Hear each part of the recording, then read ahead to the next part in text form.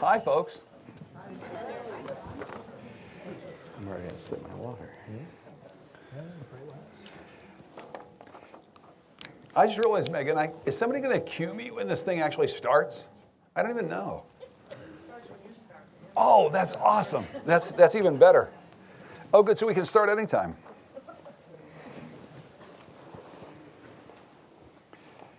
Get my stuff together here.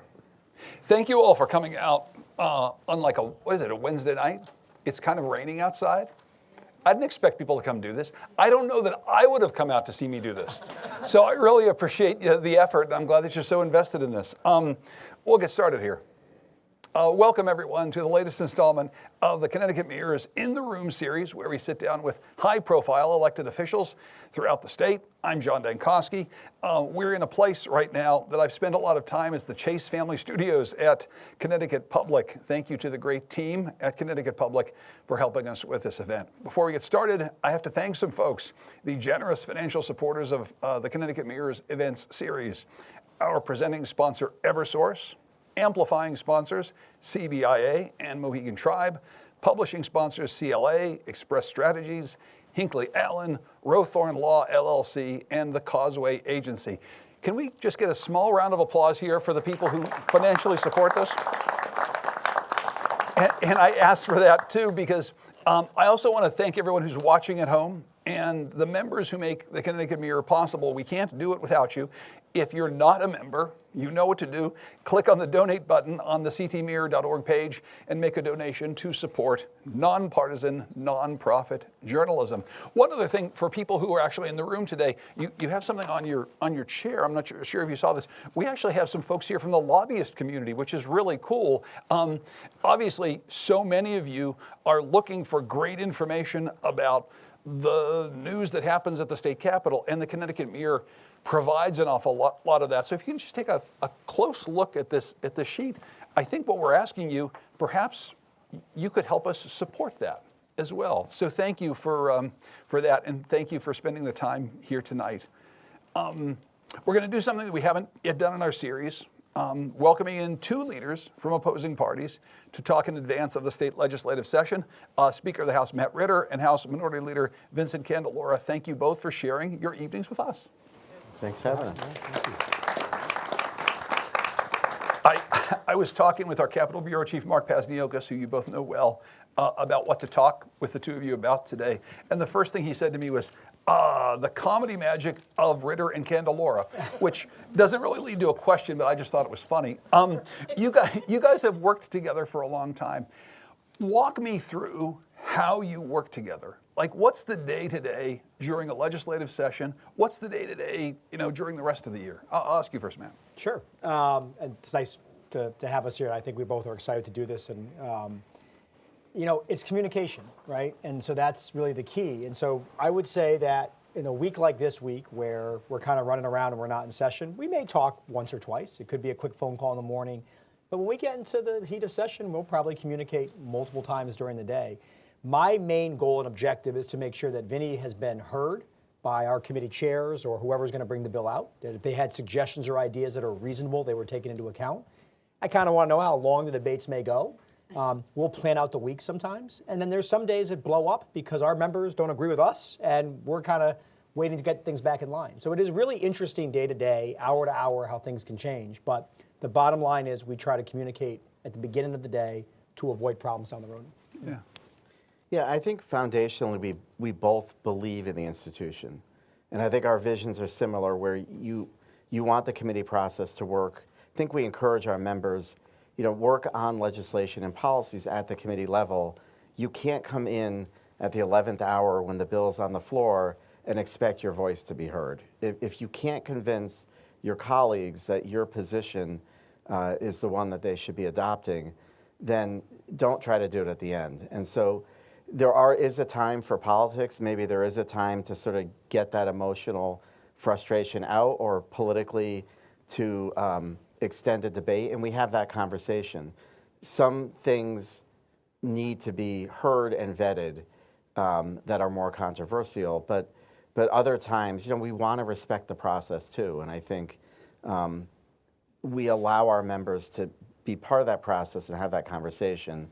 And also, it is trust. I mean, I think there is just a mutual trust with each other that when we say something, we're telling the truth.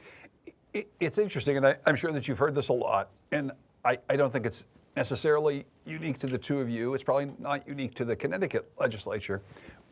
But that idea of trust, that idea of some sort of an orderly sense of like following the process, is something that you don't see in Washington that much right now. And I guess I'm wondering how you think about that, how you think about the difference between what you do on a day-to-day basis and what your colleagues in Congress do.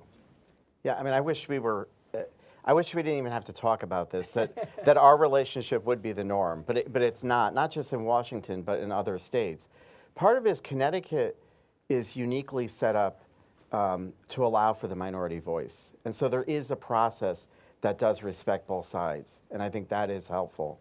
Washington, I don't frequent it very often, and I'm glad I don't, but I've also heard with the lobbyists in the room, it's the easiest job to be a lobbyist in D.C. because they don't do anything. But yeah, I'm not sure about that. But I think that's an example of politics taking over the policy, and where individuals have lost sight that you're there not just for the political piece. That is 5% of what you do. 95% you need to focus on policy. Yeah, I mean, I would say the thing that Vinny does that people in Washington on both sides are not willing to do, and I think I'm willing to do as well, is we will compromise, even though we'll be criticized at times by our own parties to do that. So you hear things in Washington about, I'll hear from someone in Congress, actually there's nice people, we go out and have a beer, we go out and watch a game together. Okay, but when it comes to legislation, nobody's willing to be the first one on the iceberg to say, you know what, I actually may vote for that. There's very few people down there willing to do that. There's a lot of people in Connecticut that say, take a bill, any House bill. The ranking member says, if I could make an amendment to subsection C, I'm actually willing to vote for it. I'm actually willing to keep debate lower. I'm going to convince my colleagues to do it. That makes my side trusting and see that there's worth, there's merit in doing that. Down there, it's just completely party line. I laugh. What is the separation down there? It's 5 votes in Congress down there, right? And people say, well, why does that matter? Right now, Mike Johnson is the Speaker of the House, even though the Speaker of the House is voted on by all of them. You mean to tell me that the Democrats couldn't find 10 moderate Republicans that are retiring and put a better person in there? Because I promise you it would happen in Connecticut if things were that out of control. But they're so unwilling to be the first one out there that it's easy to hang back and just vote no or vote yes. Vinny literally has multiple times put his reputation and gone to his caucus and said, the Speaker said he'll cut this bill out. We're going to limit debate to 4 hours. My caucus is still happy. The advocates are still happy. We're not taking all of the bill out. But there's this pride factor that people have, that politics has become zero sum. You win or you lose. Any ground you give is bad. And that's what Washington's in that cycle. Any ground they give is bad. And that's not the case in Connecticut. But it takes courage to do that. Vinny has courage. But talk a bit more about what he said about the idea of how Connecticut is set up to respect the minority voice. It's not just about respect between the two of you, but the way that the legislative setup is supposed to work is they actually have more of a voice, even though they don't have all the votes. Well, the biggest difference is we're a part-time legislature. And so people have to understand that. I mean, I'm sure everybody in this room understands that. Congress's problem is it never ends. So they could go home and they can always come back tomorrow. Any legislature that is set up as part-time, New Hampshire is this way, you talk to different speakers, the minority party, Democrat or Republican, has more say. Unless you're willing to just cut off debate and just, even cutting off debate, there's only so much time that you have. Because our calendar is short, this year we have 90 days or less. The minority party is always stronger in an environment like that. Yeah. So what does it look like then if you have to go back to your caucus and say, look, here's what the Speaker said. I need to work with him on this. I understand that you're upset and that you don't want this to happen. Talk me through how that works in your caucus. Yeah, I mean, there are some issues that we know are coming that are large issues that I'll take the temperature of my members to sort of see where they are philosophically, and then you try to drive the discussion toward their issues and address them, with the Speaker. There'll be times I'll be you know, the speaker will call me up and say, "You're going to hate this," and and he'll tell me, and I will say, "No, you know what? It's not that bad." And it's a matter of leading at that point. If I think something is good, I have to convince my members why I think it is. And so we do have, you know, robust debate in our caucus.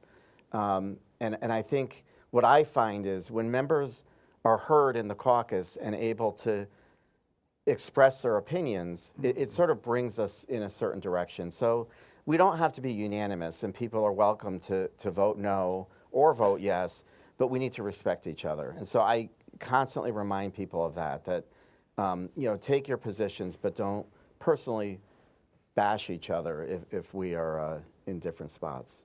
We've talked about the system a little bit. Can you maybe give me a specific time in which the two of you really worked together to solve something that you're proud of? And I'll ask you to go first. Sure. Yeah.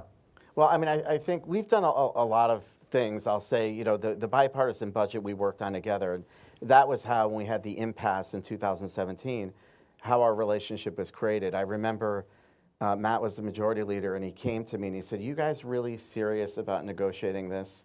Or are you just going to pull the rug out at the last minute?" And that was at the very beginning of negotiations.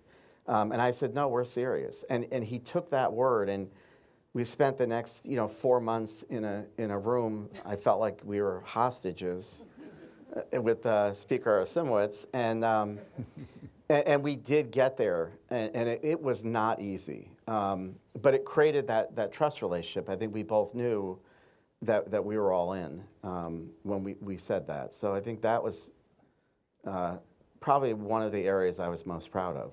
Yeah. I'll give you an example. It was Sean Scanlon, who was a state rep at the time, now the state comptroller, and he calls me, and, you know, I was sort of like Speaker Simowitz's field agent. It's my job to figure out who's real and who's not, and then bring him to the leader. And he goes, "Candelora, you can work with him." And Sean goes, "I know him. I know you. This sounds crazy. This is October. We haven't had a budget." And he was right. And Vinny ended up, that was the start, I think, of our relationship and working very closely together. But look at 2022 and 23. Those budgets were bipartisan. 22, I know, was overwhelming. I think 23 was pretty good too, unless I'm misremembering 23, but I know 22 was good. And I called Vinny and I said, "Hey, let's talk." And we didn't have to. We have the votes. We have the governor. We can do whatever we wanted. We cut taxes. We put a ton amount of money in unemployment, which is a big ask for Vinny. We spent a lot of money too. It was the largest increase in municipal aid in the history of the city of Hartford. So I could call Vinny and say, "I need to do this for Hartford, for pilot." Hartford went up a huge amount of money. New Haven went up $90 million, massive increases. But he said, "Hey, can we cut some taxes at the same time?" We lowered the income tax rate for middle class families. But we had to have that conversation. Most people in my position across the country or in DC would say, "Why would I call him? I don't need him." We instinctively say, "Why don't we call each other first to see if we can at least try?" But I think that's important. I'm glad you just said that, because one of the things is, you know, in some ways you don't need him, right? You got the votes to do almost anything you want, and a lot of people, including, honestly, the guy who runs things in Washington right now, the political ideal for them is, if I've got power, I'm going to wield it in whatever way possible. And I think some people might ask you, "Well, why don't you just do that? Get whatever you want, jam it down his throat." Yeah, we could. And maybe one day they'll elect somebody who that's their style. That's not my style. I think the caucus appreciates that. Are there a handful of members that wish we would come in? I mean, I tell the caucus this because you talk to other speakers. This is how it works in another state. The speaker sits down and he says, "You have 1 minute today. We're doing 9 bills in 30 minutes. You get 30 seconds to speak on both sides." Is that democracy? So yeah, I could wield more power, I suppose. I could bang that gavel. I could do that. I'd have the votes to do it tomorrow. It's just not what I choose to do. But it really comes down to people's personality. But that where you go back to the institution, and you know, I don't think Jason Rojas is going to govern like that if he's the next speaker, or if Vinny were the speaker, he wouldn't govern like that, right? I think we buy into it. But the younger people, yeah, they get a little anxious sometimes, and you got to kind of work with them and explain to them why that's not great. But some people, especially in light of Trump, right? I think there are people who say, given what he does, should we fight back the same way? And I would say, judge us on the things that we do, not the manner in which we do it. Let that be let it speak for that. And that $500 million fund that we set up, which, by the way, he voted for, that's how you respond, not by just shoving stupid bills down people's throats unnecessarily. Yeah. Yeah. Yeah, and I think it's not about the outcome. It really is about the process. That is what democracy is all about. You want that friction. You want to hear opposing viewpoints because that's when you put your best product out. Could you say a little bit more about that? Because, I mean, look, that concept seems so foreign to people who think about politics, especially Washington politics these days. You said the outcome isn't as important as the process. I mean, that's kind of profound in terms of the way that we think about things versus the way it's happening a lot of the time. I know. But I mean, that if you look at our Constitution and even the rules that we adopt, that's the first thing we do when we go into session. We adopt joint rules. And those rules have a process that is set up, that is negotiated, and is typically voted on unanimously. And there's a reason for that, because the people before us created a system that they believed worked best for making laws. And so that is having the committee process, having deadlines, and having the debate. And so that to me is the most important part. So being in the minority, I'll certainly lose a lot of, I'll lose a lot of votes. I may vote along with the majority, but that's not what it's about in the end. And if you could make a little difference on any level, I think it's important. I should ask, because we've been talking a lot about how well you work together. I mean, do you have an example of like the biggest disagreement you've ever had and how you kind of worked through that? You do? Oh, tell it. The religious exemption. The what exemption? Religious exemption. Oh, that one. Oh, I don't like to talk about that. Yeah, I don't know that we got it done. It was very emotional. That was when Connecticut back in 2021, and I worked with Senator Duff and others to do that. We made it, only medical exemptions are allowed for children's vaccinations. That looks, given what the federal government is doing, it actually looks like that was a really good idea. To make sure we're doing that and keeping the vaccination rates high in Connecticut as other states dip below into the 80s and 70s. But yeah, for Vinny, that was a hard one, right? And yeah, you get over it, I guess, right? I think it was the only time we went past midnight. I mean, we went well into the morning. 1 or 2 a.m. And it was a difficult process to negotiate. And you had people very impassioned on each side and you couldn't get consensus. And then it became the challenge of having to somehow figure out a way to turn the temperature down and get the bill to a vote. Yeah, and we got there. Yeah. Yeah, and how do you turn the temperature down? Well, I mean, there we try. Part of it is fatigue. I mean, you go long enough, people get tired in that building, and that naturally brings the temperature down. Yeah. But and take the food out of the room. No more food. Yeah. But the speaker never stopped trying to get compromise. So there were some amendments that were put on at the last, toward the end of the process that I know the Senate didn't want, but that brought the vote to a closure. And so you just have to try to find that way. It's funny, I used to talk about this on the radio all the time, but I had a thing that I used to call the Dankosky bill that I wanted to introduce, which was you're actually not allowed to make law after midnight, because as we know, as Mom said, nothing good gets done after midnight, right? Like bad things happen. I mean, is that whole crunch at the end, like, is that the best way you can do things? There are so many reasons that things go to the end that I won't bore you. But in terms of time, it's funny. My father was Speaker of the House and had a reputation of keeping people late. And that was sort of the rage for a while. And I can remember people coming home. I'd be going to elementary school at Noe Webster, and people are filing into our driveway to sleep in the house, okay? I remember Marilyn was pregnant, and we did the paid family medical leave or min wage. And I got home at 9 o'clock in the morning, and my mother-in-law is vacuuming with 4 legislators, and we got to sleep for 3 hours and then going back to the Capitol. Joe Arasimowicz really, and we started starting on time. When I got there, there was this constant be there at 11, and we'd start at 4. And I was a young lawyer. I had a starting in my family. I was pretty frustrated. So I actually did it out of just, I can't do that to somebody else. And so we do that now. We start on time. That has helped the late nights. I try not to go past midnight. I also go to sleep very, very early, and I wake up very early, so it's a little personal for me too. But I think that has helped a lot. I think that on his side, they will say, look, he started at 10, he did 1 bill, I can end at 9 o'clock at night. I don't need to go to 1 in the morning because there was a respect for time. I think in the old days, they just liked the good old fights maybe, right? It was worth it. Like, I don't think we we bring the temperature down enough that I don't think we'd want to do that if we could avoid it. You know? Yeah. What do those political fights look like? Take me through, like, if there's an issue that you really would like to pick a fight with the Democrats about, say, like, how do you think about that in terms of, but I still got to work with this guy later on in the day? Like, how do you think about how to do that?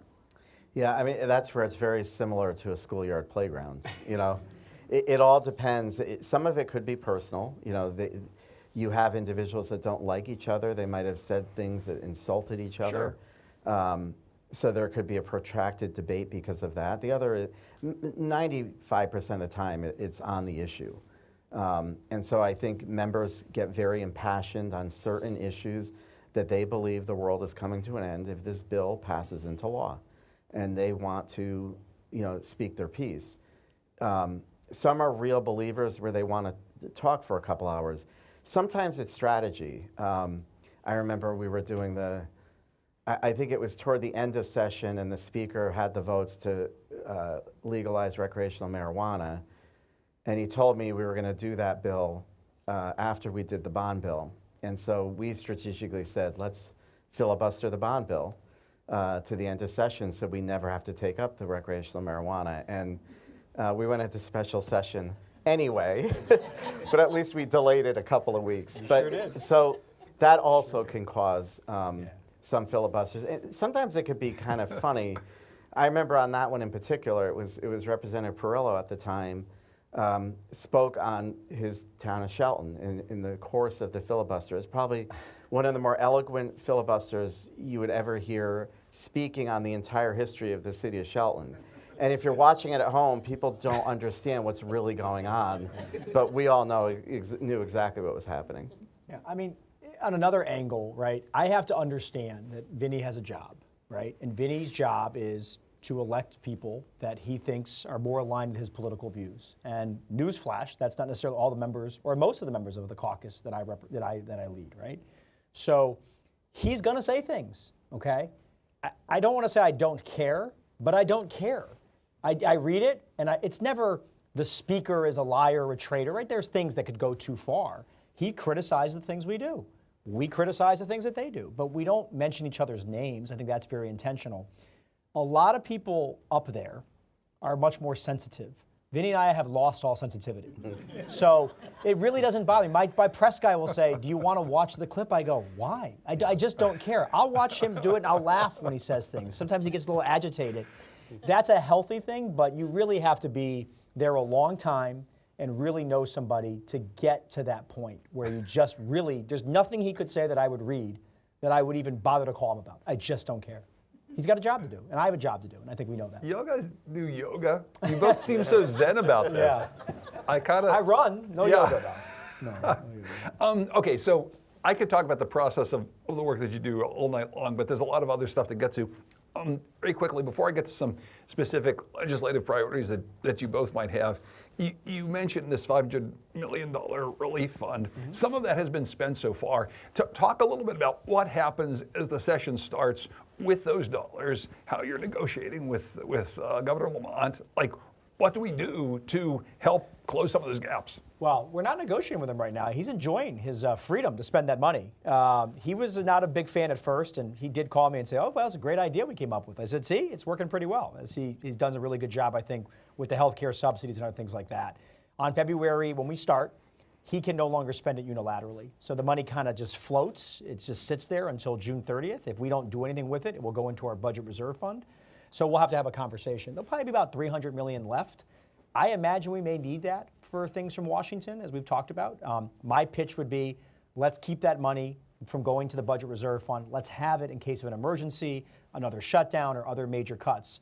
Then you get to November, you see what happens. My hope is that Congress is back one way or another to a balanced government, and maybe we aren't seeing the cuts that we've been seeing to, on Medicaid and things like that. Yeah, how have you been thinking about it? Yeah, I mean, I was a supporter of that fund. I mean, we had talked about it.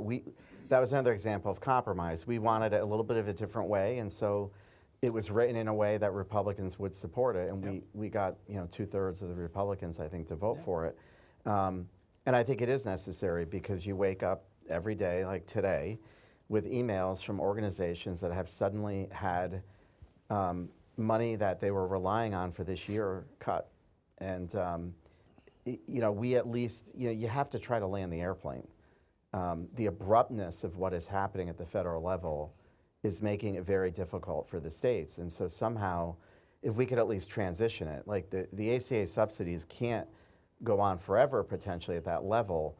And the governor is now able to provide a partial subsidy so people could start transitioning away and find more affordable policies if they need to. And so I think that's important because the uncertainty is very devastating for people. And I think that you were being just pretty positive right there that maybe you end up with something different after the midterm elections. Maybe there aren't these cuts, but it could go the other direction too. I guess I'm wondering if either or both of you have thought about the fact that Connecticut might need to come up with more than $500 million to close these gaps. I mean, the Medicaid, as you get to 2028, you start talking about $1 billion, okay? TANF, when the state's got to take on more responsibility, it's hard to say. It's an error rate calculation, but it's probably real money that we have to spend. If there are no changes, I think at a minimum, you're going to have to see Connecticut step up and try to figure that out. Can you do all of it? I don't know. If you do all of it, you're probably doing it at the expense of other things that are important. But we probably have to do something. I just can't tell you what it is. But take $1 or $2 billion out of the social net in Connecticut and just think about how devastating that would be for families. And by the way, what I was touched by when we did the fund was the Eastern Connecticut Republicans who represent poor areas who said, everyone assumes that, people forget about Eastern Connecticut, right? We have poverty rates just as high as you might see in a city of Hartford in certain areas. And so there was a lot of commonality there. I mean, I don't know if that's anti-Washington or just being pro-district. I think it really was the latter. But it was a very interesting debate to have that conversation. Yeah.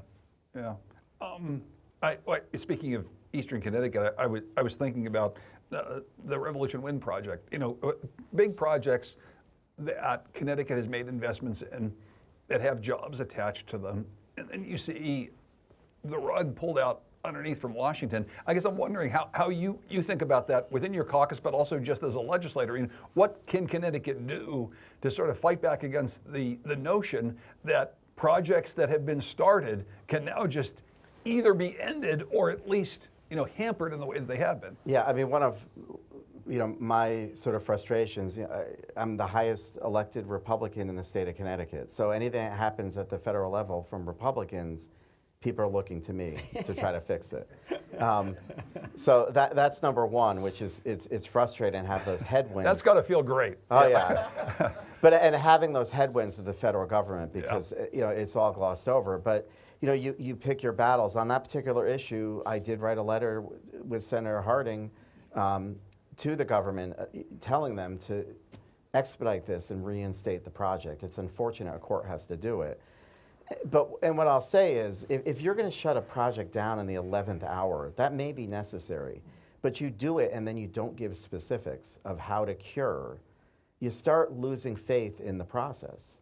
Similar today, I have a behavioral health care agency that just was cut their $600,000 of funding that's giving mental health services to schools, including my own district. They have not been given a reason to why that money has been clawed back. Mm-hmm. So I understand that you have, parties are in office and they could administer their policies so things will change. But we need to know what the rationale is. And on the state side for Connecticut, we can't supplant all the changes. So, some of them could be good. And the policies are done at the federal level. Being in a supermajority here with Democrats, I hope they don't just say, we need to supplant everything. We're not going to look at the merits of some of these cuts or changes. Let's just try to keep the status quo. Because I do think it is healthy to examine the systems, figure out what's working and what isn't. But I feel like right now at the federal level, it's making it very difficult. Well, and I think that's really the big thing is if he was just talking about if you're given at least a rationale, or at least there's some sort of a plan behind what's happening, but it is kind of a whipsaw. Talk about what that has meant to governing in Connecticut when you literally don't know what's coming from Washington on a day-to-day basis. It's not Connecticut, it's every state. Yeah. And I'm surprised that the red states, it's not a red state or blue state. I mean, everybody's getting hit hard with this. The changes to Medicaid are going to hurt Texas just as much as they're going to hurt California. Yeah, maybe there's some merit. I mean, I haven't read all of it, but the cuts are just drastic, and it's just going to impact who has access to health care. You're going to get less providers willing to take Medicaid, right? So mental health professionals, primary care, dentists, they're going to say the Medicaid rates are so low, why would I do it? I mean, I can't work for free. I have to get paid. I have staff, I have bills I have to pay. So I don't know, but it's healthy for people to criticize their own party and their own leaders. It's a healthy thing. President Biden, I'm sure at some point there's things he did that I didn't like, and I wasn't afraid to say that. I didn't do it disrespectfully, but if he did stupid stuff in Washington, we would call Chris and Senator Blumenthal and Senator Murphy and say, hey, this is really not helping us. I don't know why it's so hard to do that on the reverse here. I think that what you're seeing here is an honest conversation of where Washington might have gone too far, and it should be healthy to say that. We've gotten to a place where people are so afraid to do that, it's bad. But there's a reason why people are afraid to do it. I mean, frankly, within the Republican Party, if Donald Trump doesn't like something that you say that makes it to a news clip, he could be watching tonight for all I know. Maybe that's what he's doing. And you could say something that pisses him off, and then all of a sudden, you're getting primaried or Connecticut is losing all sorts of funding. That's a very real thing. Yeah, I mean, I think certainly I don't find myself to be that important that I think what I say matters. But, I do think that across the board, we just need to be honest and open about our discussions. And I think, for Connecticut Republicans, we're a pretty substantive group. I think I love my caucus. We work very hard on issues. It's hard for us to sort of get sucked into the vortex of what's happening at the federal level. But in going on conferences and talking to Republicans in state legislatures elsewhere, they're saying the same thing. The federal government has taken all the oxygen out of the room. And it's dangerous when that happens because in Connecticut, if the Democrats, no offense, if they're left unchecked, Governor Lamont has the ability to sort of hide behind the negativity of President Trump, and we could do some bad things in this state if the pendulum swings too far the other way. And that's sort of what we're seeing right now at the federal level. If I could just ask about one thing, we've talked about things that are coming out of Connecticut potentially, funding cuts that are coming from Washington, something that a lot of people are concerned about right now, and some folks had wanted me to ask about has to do with what happens if President Trump decides to send large troops of ICE agents into Connecticut to perform gigantic roundups as he's doing in cities around the country. I'll ask you first, Matt, but I would love to know how you in both your caucuses are talking about that right now, because it's on a lot of people's minds. It is. I mean, look, I've had several meetings where I know our staffs have met with the Attorney General's office and the Governor's General Counsel. We have a general understanding of how the National Guard can be used, what ICE can do and cannot do. Those conversations have been going on for over a year. I mean, I think the first time, I know my chief of staff's here, I think we had a meeting in November of 2024 immediately on that conversation and what could happen. So I think Connecticut is ready.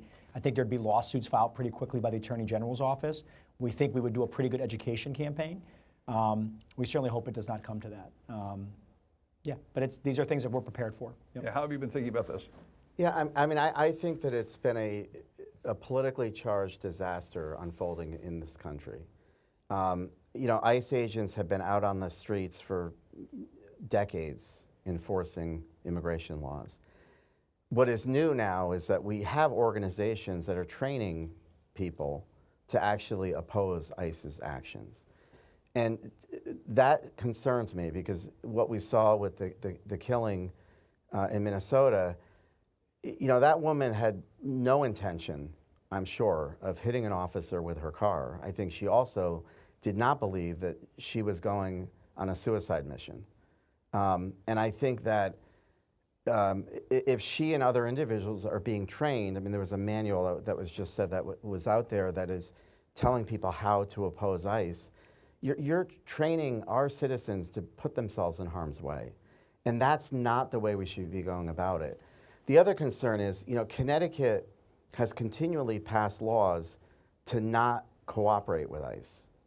And so it concerns me in our state that we can have a criminal alien be arrested, could have a detainer, and our police cannot communicate with ICE until conviction.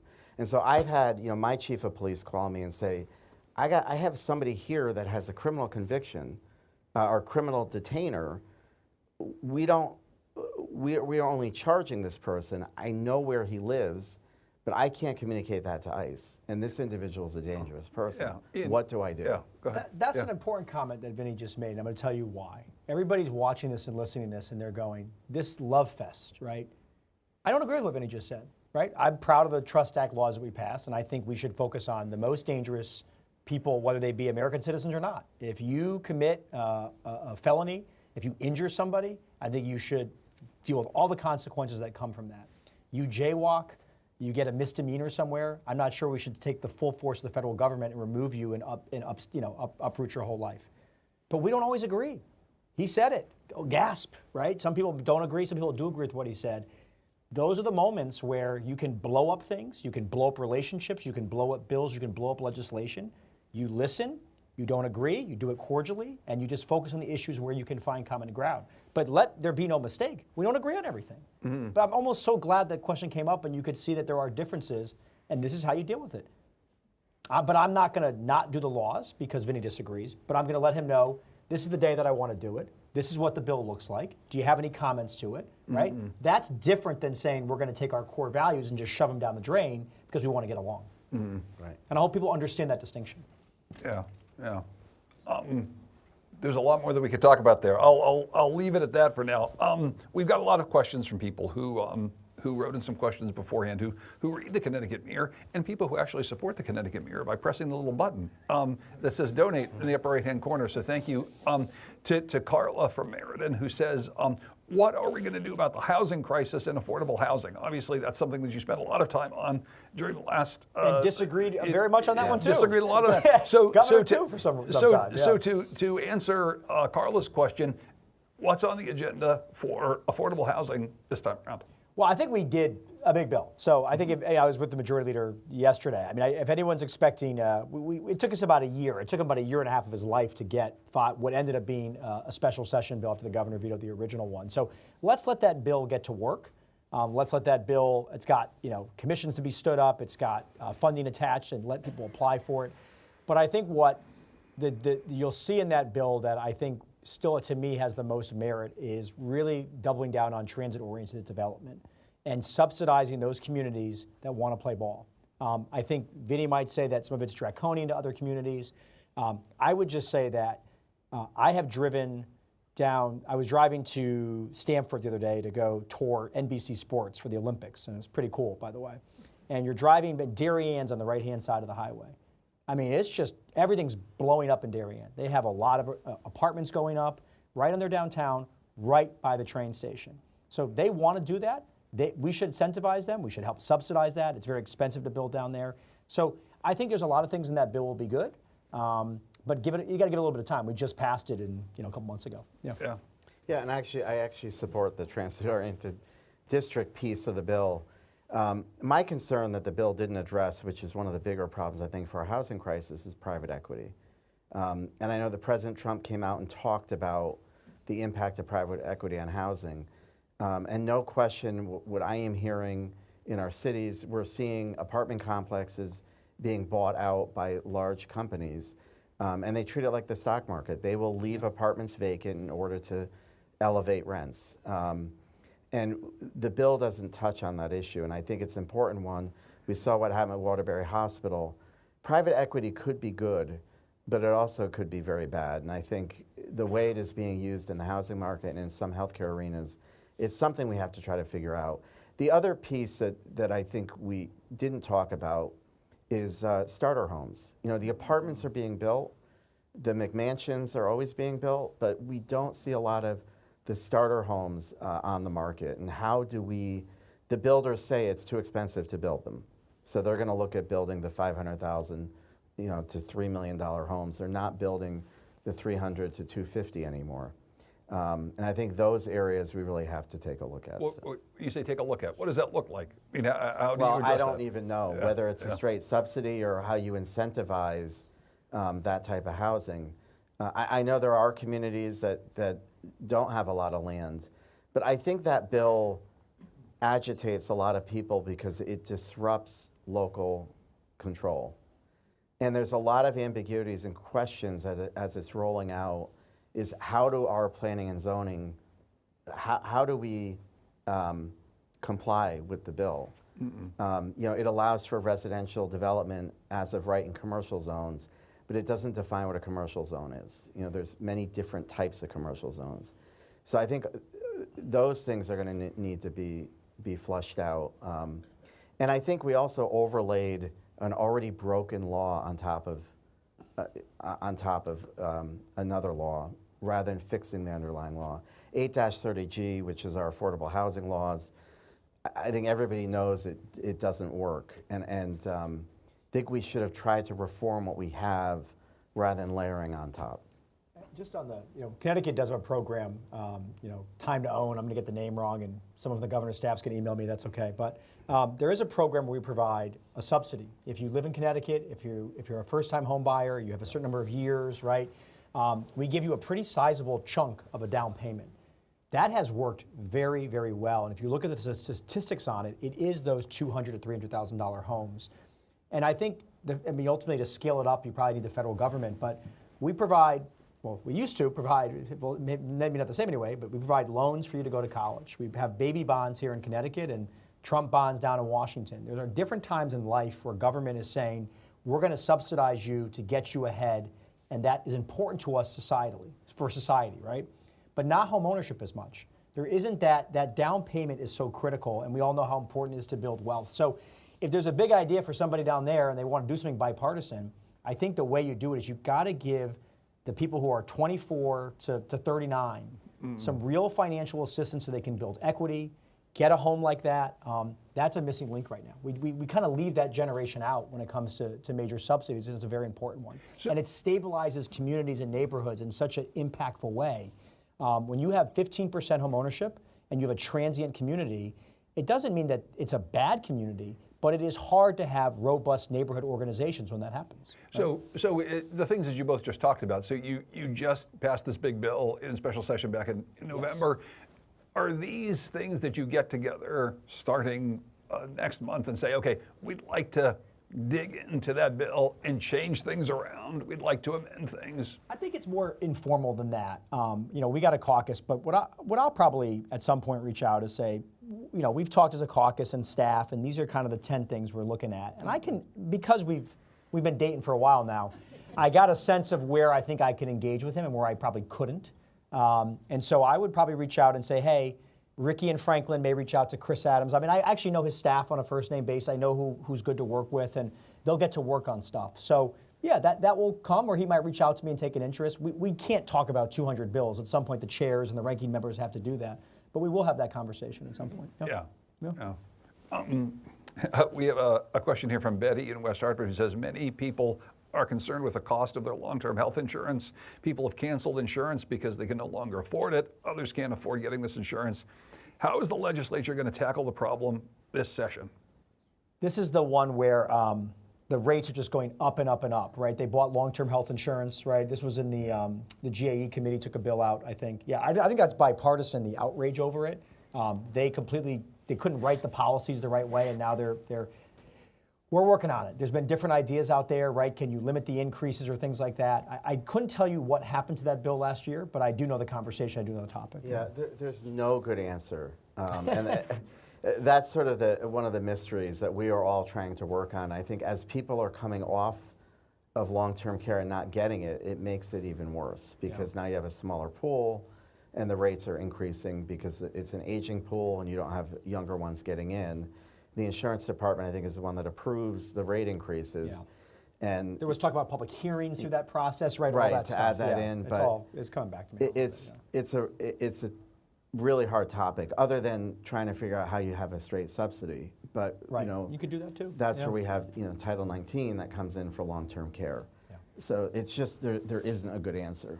So going beyond that intractable problem with no good answer, I mean, just to the bigger issue, just healthcare in America. Like it's clear that it's broken.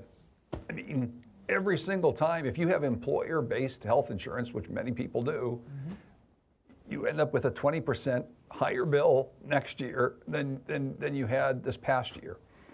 It's unaffordable for people. We talked about the ACA, these benefits, and whether or not we're able to fill some of the gaps. From your perspective, Vinny, like, how do we actually address this as a state? And can the state of Connecticut take a leadership position and say, we got to fix this. We got to have a healthier population.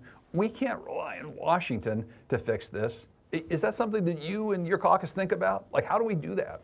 Yeah, I mean, I think that the healthcare issue, healthcare is going to be expensive no matter what. I think that's one thing. It's a sticker shock people have to get used to. You know, I think in Connecticut we have to look at Medicaid rates. If you don't increase your Medicaid reimbursement rates, the healthcare industry is going to look elsewhere, and so where they look is private insurance. Right. And as we see Medicaid in Connecticut expand and get larger, and our private pay is shrinking, I think numbers have been that Medicaid is paying 67 cents on the dollar for healthcare, and private pay is paying $1.25 or $1.35 to make up that difference.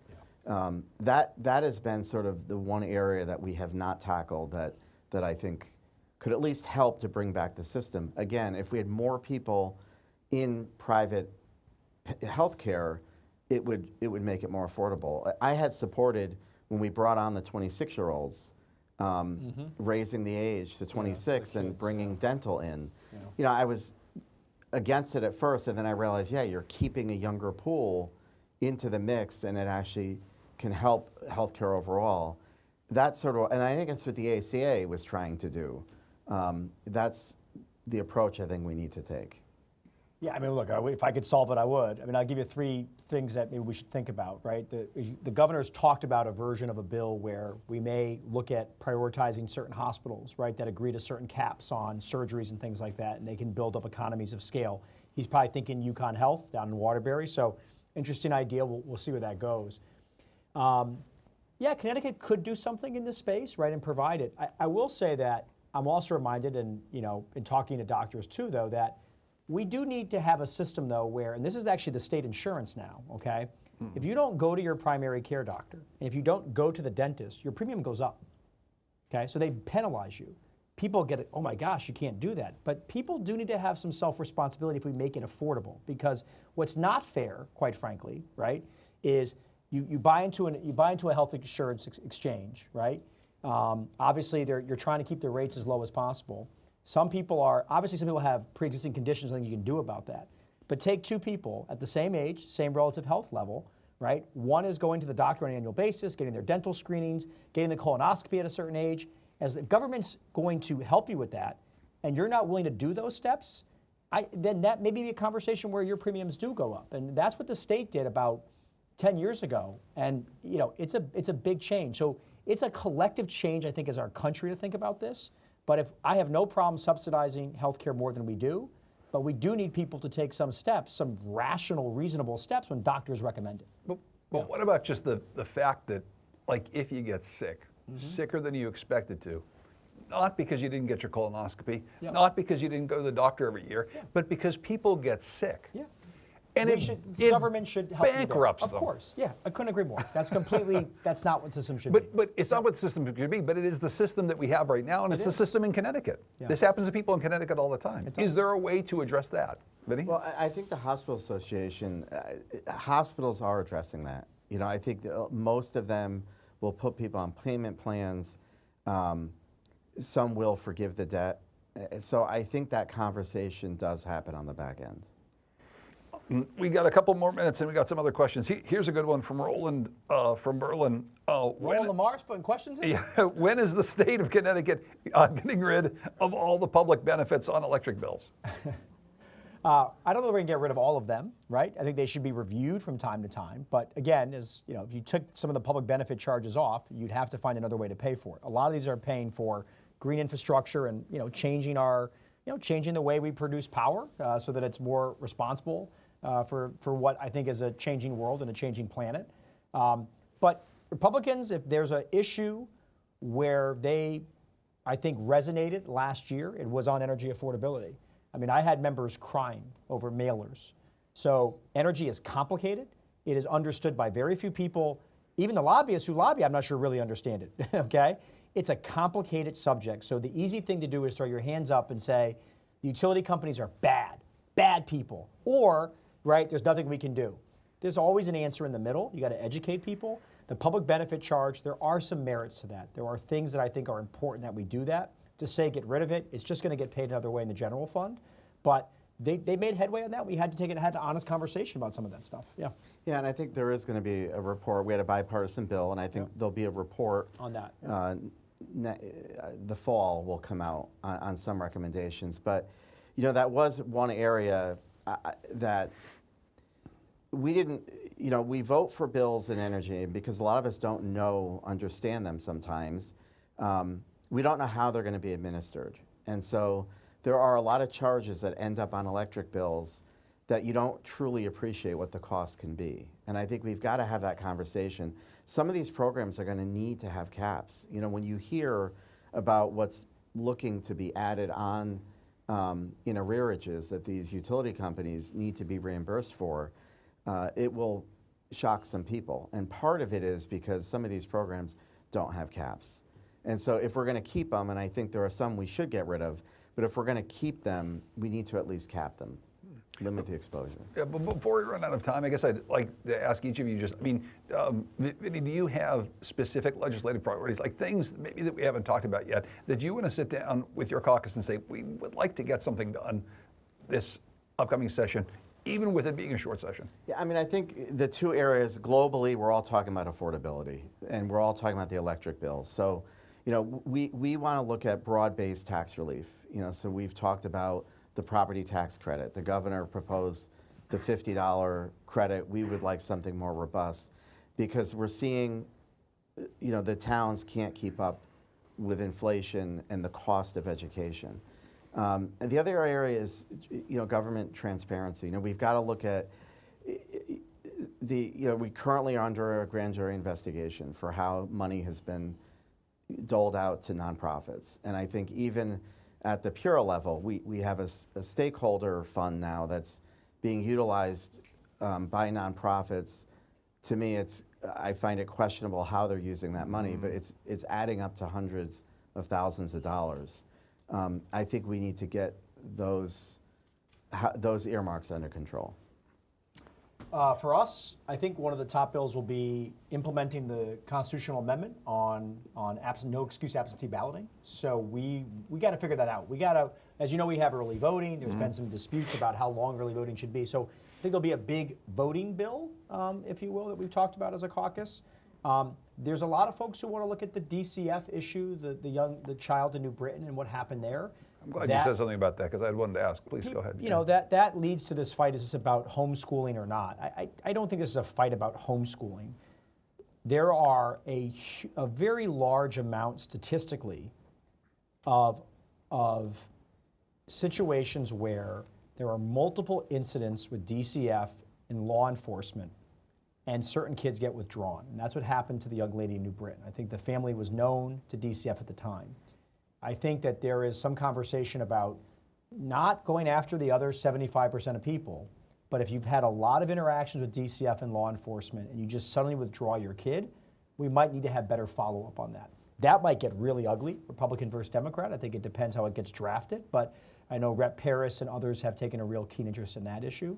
And then it's the budget adjustments, right? It's the fund I talked about to be ready. I call it the Federal Response Fund. It could be tax cuts.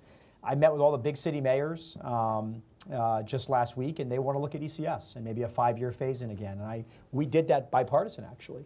So that's something where I would call Vinny and say, what do you think if we did it over 5 years and we phased it in? We want to do about a $700 million total increase.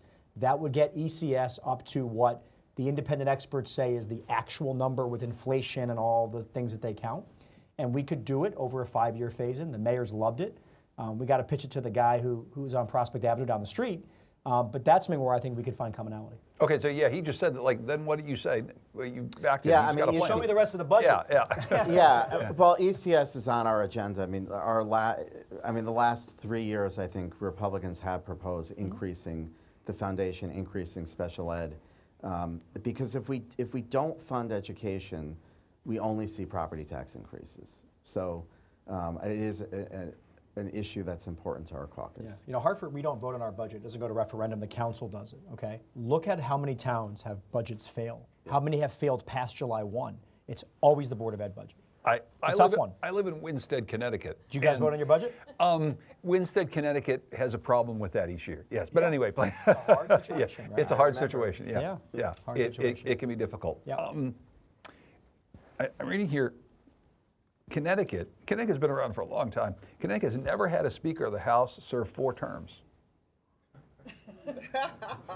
But it's true. But that's you now. Well, not yet, right? So we got to get through the election of November, but I am running for re-election, and if I was elected Speaker, it would be for a 4th term. Yeah, and I thought long and hard about it. You talk to your caucus members, but my conversation with him was very important, actually. Having the votes is different than having the same stability that you've had in working relationships. So, a handful of caucus members, not many, maybe privately, but certainly none publicly, really were all that upset about it. And you have to have conversations with people who are ambitious at the same time. But I didn't know what he was going to say, right? Does he say, probably not the right idea? I have had his support for all 3 terms so far. That mattered a lot to me. And so those conversations led me to believe that, I can run for a 4th term. Yeah. But that's always been the interesting thing when you think about politics is there's on the one hand, if people know each other, you can work well together, and this is something that should continue. But on the other hand, there's also a thought that this guy's been here doing this forever. Can give somebody else a chance. And how do you think about that? Yeah, I mean, I think there is, especially in uncertain times, keeping the same leadership and keeping the Speaker brings stability to uncertain times. And I think, my caucus, because we are heard, we enjoy the relationship that we have with this Speaker. Matt is not just the Speaker for the Democrats, he's the Speaker for the entire House. And I think that the Republicans feel that way as well. And that makes a big difference. And don't worry, for the people that are so worried about it, I have other hobbies and a life at some points. I won't be there forever, I promise. So it's okay. Speaker Ritter, Minority Leader Candelora, thank you both so much for joining me tonight. Thank you very much. And thank you everyone for coming out. I have just a few people to thank here. First of all, thanks to the folks at Connecticut Public for making this space available to us and for all the great work and help over the years. Thank you also to our publisher and CEO, Bruce Putterman, and Elizabeth Hamilton, the executive editor, other folks from the Connecticut Mirror who helped to make this possible, Claire Dignan, Chris Nelson, Gabby DeBenedictis, Celia Klotzer, our 2 newest business team members, Susan Devaney and Colleen Rose Ozanek. Thank you to all of them. Thanks to the generous financial supporters of Connecticut Mirror's event series, our presenting sponsor, Eversource, amplifying sponsor, CBIA and Mohegan Tribe, publishing sponsors, CLA, Express Strategy, Hinckley Allen, Rowthorne Law LLC, and the Causeway Agency. The next thing on our agenda for this series is our 2026 legislative session preview with Mark Pazniokas. It's on Tuesday, January 27th at 6 p.m. You can go to ctmirror.org/events for registration. And while you're there, click that little donate button. And the reason that's important, we had some people ask about this. Public media, what I used to work for, Connecticut Public here, small newspapers all across America, places like the Connecticut Mirror, it's really hard to do this work. And it's really important that they do this work to inform the public. Not just to inform the public, but to inform these guys. The gentleman I just talked to spend an awful lot of their time reading the Connecticut Mirror and other news sources in order to know what to vote on, how their constituents feel. So please support nonpartisan, nonprofit media wherever you can. Thank you so much for joining us. I'm John Dankosky. Please have a good night, and to you, drive home safely. Thank you. Thanks so much. Thank you. Thank you. You make it easy.